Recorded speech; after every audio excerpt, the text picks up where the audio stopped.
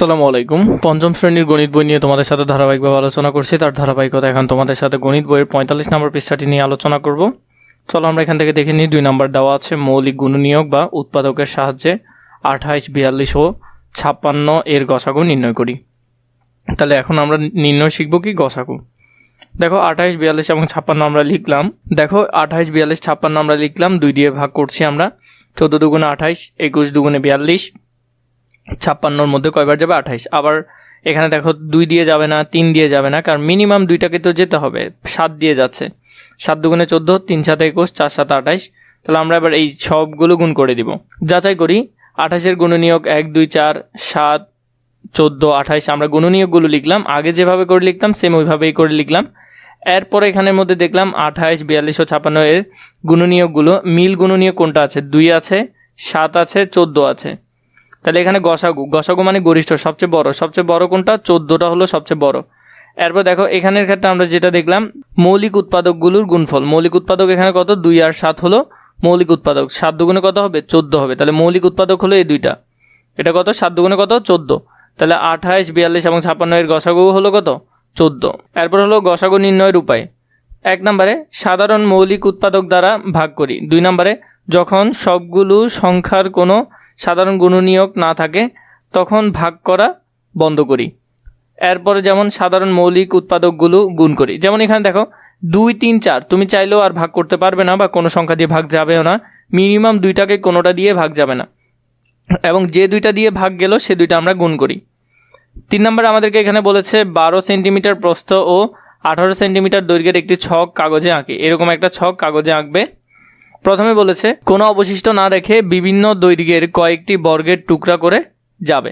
এখানে বলেছে আমরা কোনো কিছুই অবশিষ্ট না রেখে কয়টি করতে পারবো? ছক কাগজে ২ সেন্টিমিটার, ৩ সেন্টিমিটার, ৪ সেন্টিমিটার দৈর্ঘ্যের বাহু এবং বর্গের আকার ভাগ করি, যায় কিনা চিন্তা করি। আমরা বিভিন্ন আকারের টুকরা এখানে বসানোর চেষ্টা করবো। একটা ১২ সেন্টিমিটার প্রস্থ এবং ১৮ সেন্টিমিটার দৈর্ঘ্যের।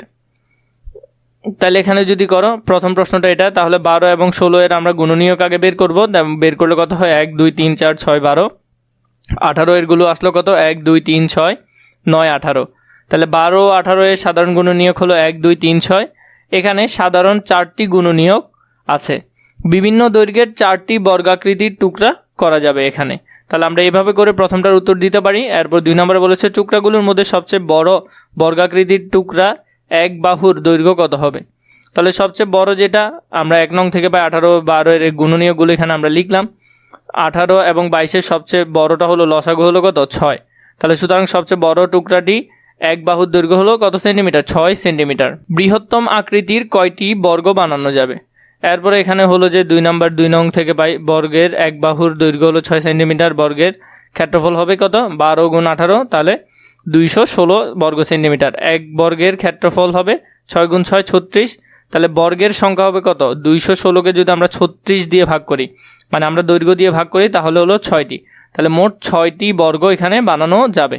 আমরা যদি চাই আমরা এখানে কয়টি বর্গ বানাতে পারবো? ৬টি বর্গ বানাতে পারবো। বৃহৎ একবারে সবচেয়ে বড় করে হলে ৬টি বর্গ বানানো যাবে।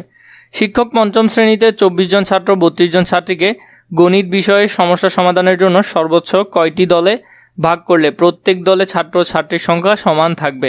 কয়টা দলে ভাগ করলে? আমরা যদি দেখি তাহলে এখানের মধ্যে প্রথমে ২৪ ও ৩২-এর গসাগু আমরা বের করি। ২ দিয়ে ভাগ করলাম, ১২ এবং ১৬ আসলো। আবার ২ দিয়ে করলাম ৬, ৮, ৩, ৮, ৪। তাহলে আমরা যদি গুণ করি ২ গুণ ২ গুণ ২, তাহলে ২ দুগুণে ৪, ৪ দুগুণে ৮, তাহলে ৮। সর্বোচ্চ ৮টি দলে ভাগ করলে প্রত্যেক দলে ছাত্র ও ছাত্রীর সংখ্যা সমান হবে। তাহলে মোট কয়টি দলে? ৮টি দলে ভাগ করলে।